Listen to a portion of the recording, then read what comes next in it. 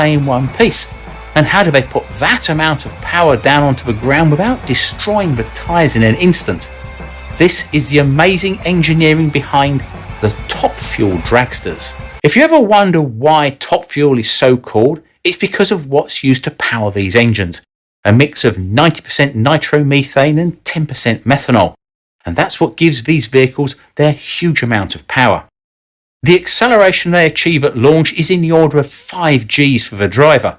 And after just 0.8 seconds and at 60 feet or 18 metres, they're already doing 100 miles an hour, with 200 miles an hour coming up at around 2.2 seconds or 350 feet or 106 metres. The so far fastest 1,000 foot run was set by Brittany Force in her 2019 CarQuest Top Fuel Dragster, when she ran a 3.659 second run at 338.17 miles an hour. But all that power comes at a very high cost, with the engines needing to be completely stripped down and rebuilt after every race. And that's if you're lucky and it hasn't exploded going down the track. And that's what gives Top Fuel its attraction. It's not only the fastest, loudest motorsport on earth, you're never quite sure if the cars will even make it past burnout. In a world where we think of production vehicles with engine outputs of up to 1,500 horsepower like the Bugatti Chiron as being reliable and with the correct servicing capable of tens of thousands of miles or more, it's easy to forget that when you're really pushing the limits of the internal combustion engine, things become a lot trickier. But it's amazing to see what's possible with a basic engine design that dates back to the 1950s. The fuel used is nitromethane, which is widely used in industry as a reaction medium and solvent. This is what's called a monofuel, meaning that it carries its own oxygen with it, unlike gasoline, which needs to be mixed with air to combust. But nitro has a much lower energy density than gasoline at 11.2 megajoules per kilogram to gasoline's 44 megajoules per kilogram. However, gasoline needs 14.7 kilograms of air with a 21% oxygen content to burn 1 kilogram of gasoline. Nitro, on the other hand, because it carries its own oxygen, needs only 1.7 kilograms of air to burn 1 kilo of nitro. The upshot of this is that you can get 8.6 times more nitro into the combustion chamber than gasoline, and in general a supercharged top fuel engine makes about 8 times more power than the equivalent supercharged gasoline powered engine. Now you would think that to handle all that power you would need some super high-tech engine like they have in Formula 1 cars, but actually all top fuel engines are based on a Chrysler V8 Hemi engine design dating back to the early 1950s.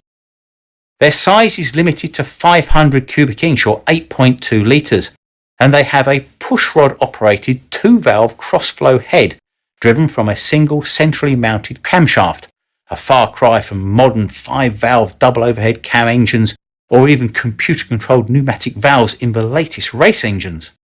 This engine architecture and the type of supercharger used is part of the NHRA rules, which might look arcane in this day and age, but it keeps with the tradition of the sport.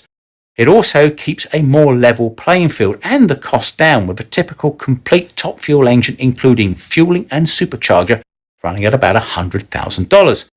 That sounds rather expensive, but compared to the $7 to $10 million for an F1 engine, it's a bargain by comparison. Whilst the engine format might be the same as the old Hemis, what they're made out of is very different.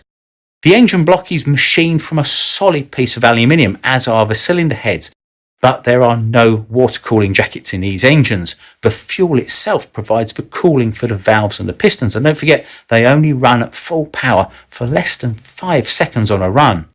The crankshaft is billet steel and the connecting rods are forged aluminium and not titanium, because aluminium has greater shock absorbing qualities and lessens the combustion shock on the upper big end bearings, crankshaft and the block itself. These aluminium rods dwarf the steel rods of a normal engine. The cylinder pressures in a top fuel engine can be over 13,000 psi, and this compressive load physically shortens the rod length over several runs and decreases the compression ratio, thus reducing the power output. The life of the connecting rods is around about 10 to 12 runs or less, but the bearings are changed after every run. One of the main tuning devices in the engine is actually the copper head gasket. Depending upon the weather and track conditions, a couple of hours before the race, the crew will decide what thickness of copper head gasket they will use, as this will affect the compression ratio and thus how much power the engine will make, which is why the car arrives at the track with the heads off. At launch, the engine revs to about 8,500 RPM, but once the car is travelling down the track, this is limited to 7,900 RPM, and this is done to try and limit the top speed to about 330 miles an hour. A couple of the main reasons why this is done is partly to keep the tyres in one piece, but also for insurance purposes, as insurance companies get rather panicky at speeds above this because most of the fatal crashes of the past have involved these very high speeds. To take the extreme heat, the exhaust valves are made from Inconel, the same super alloy used in the thrust chamber of the Rocketdyne F1 engines for the Saturn V rockets. The spark plugs, on the other hand, face a much shorter life, with most of the electrodes being burned off during the run. The twin MSD 44 amp magnetos produce a 60,000 volt 1.2 amp spark to each of the twin sparks per cylinder, but even that is not always enough to ensure combustion takes place.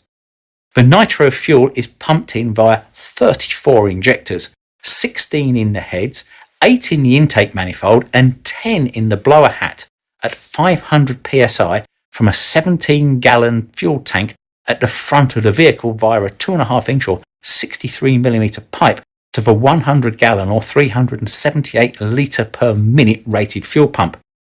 Even the fuel tank has a vent pipe right at the front of the chassis, where at high speed it has a ram air effect and helps pressurise the fuel before it enters the fuel pump. In a typical run of under 4 seconds, the engine will use about 20 gallons of nitro.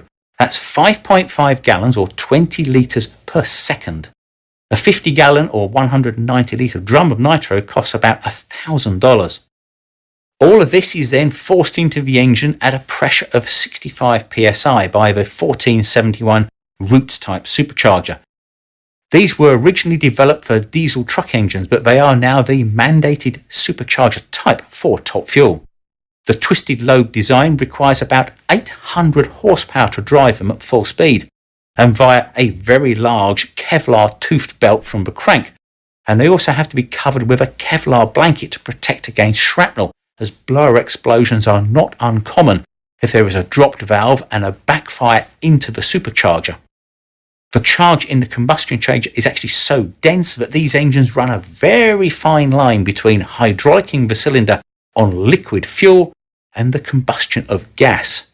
The exhaust from each cylinder then exits via open headers which are pointed up and backwards. In fact, the force of the exhaust exiting upwards adds about another 1,000 pounds or 4.5 kilonewtons of downforce and a bit of extra forward thrust too. Each of the headers has a thermocouple that records the temperature of the exhaust gas and can tell how lean or rich the engine is running. Because nitro is a slow burning fuel compared to gasoline, some of it is still unburned as it leaves the exhaust, and due to its high temperature it reignites as it mixes with the atmospheric oxygen, creating the huge rooster tails of yellow flames you see from the exhaust.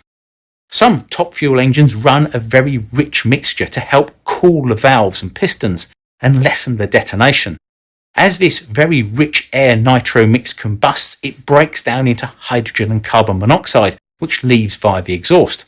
This can be seen at night as the very bright white flame as the hydrogen burns off as it mixes with the atmospheric oxygen in the air. The exhaust from a top fuel is also the loudest of any motorsport at about 160 decibels. Although the stated power of the most powerful fuel is around 11 or even 12,000 horsepower, the actual outputs are not measured directly on a dyno, but calculated from the run time, weight of the vehicle and the track conditions of the run. There are dynos out there that can handle this type of power, but fueler engines can't run at full power for more than 10 seconds without overheating or destroying themselves, making it a rather expensive exercise. The amount of power the crew think is required to make the best run is dialed in on the start line just before each run, and as such they can vary depending upon the conditions. Some of the fuel cars have torque sensors which have recorded peak torque figures of over 12,000 feet-pounds of torque or 16,200 newton meters, roughly 10 times that of a Bugatti Chiron. Getting that power to the ground is done by a multiple plate clutch in a titanium housing, which is connected directly to the rear axle. There is no gearbox here. The engine is connected directly to the final drive through the clutch, which slips in a timed manner from the launch up until about 280 miles an hour, where it locks up and feeds the full power to the wheels, and after each run, the clutch plates are replaced. The live rear axle uses a 12.25-inch gear set with a 3.2 gear ratio and titanium axles. Carbon brakes with carbon pads provide the main stopping power, and even though the parachutes are used, the carbon brakes must be capable of stopping the 1-ton vehicle from 330 miles an hour without them. And of course, there are no front brakes on these super slim front wheels. Putting even a few thousand horsepower through the tyres takes an enormous toll on them at launch, and they mustn't fly apart through the centrifugal forces when they reach 330 miles an hour at the finish line. They must then also start the job of slowing the 1-ton vehicle to a halt by the end of a track, assisted by the parachutes. The tyres, which are made by Goodyear, are called ripple wall slicks and have compounds which are very, very soft, much softer than F1 tyres. This allows them to have an incredible amount of grip on the already very sticky track, but they only last for about 8 1,000-foot runs before they are replaced. The tyres are clamped to the wheel rims with 24 bolts to stop the wheel from slipping in the tyre, and the tyres are inflated to between 7 and 10 psi. This and the very tall but thin sidewalls allow the tyres to twist and bunch up on launch. This lets the tyres squat down and increase the contact patch during launch to almost 250 square inches. This also reduces the tyre's diameter and the effective gearing of the final drive. The twisting of the sidewall also acts to moderate the vicious delivery of torque, and the energy built up in the twisted tyre then releases and helps propel the vehicle off a start line with a smoother acceleration and less wheel spin. As the speeds build up, the tyres grow through centrifugal force and become taller and thinner, which decreases the rolling resistance and increases their diameter and the final gearing, pushing up the speed even more. Towering above the rear tyres is the massive rear aerofoil, which at 300 miles an hour can produce up to 12,000 pounds or 5.4 kilonewtons of downforce, which is needed to keep the tyres firmly planted on the track and reduces wheel spin as the full power of the engine is applied once the clutch locks up. Meanwhile, at the front end, the tiny by comparison front wheels and tyres, which are inflated to 90 psi, are held onto the track by the front aerofoil, which produces up to 2,500 pounds or 1.3 kilonewtons of downforce at 300 miles an hour, ensuring the steering works and stops the whole car from flipping up and over. By the time you've added the cost of the chassis, rear end, engine, clutch, electronics and data logging, you've got somewhere between $250,000 and $300,000 for a complete car, and that's without transport and crew costs, about $5,000 in parts for a normal run with no engine blow-ups, and $100 per second in fuel.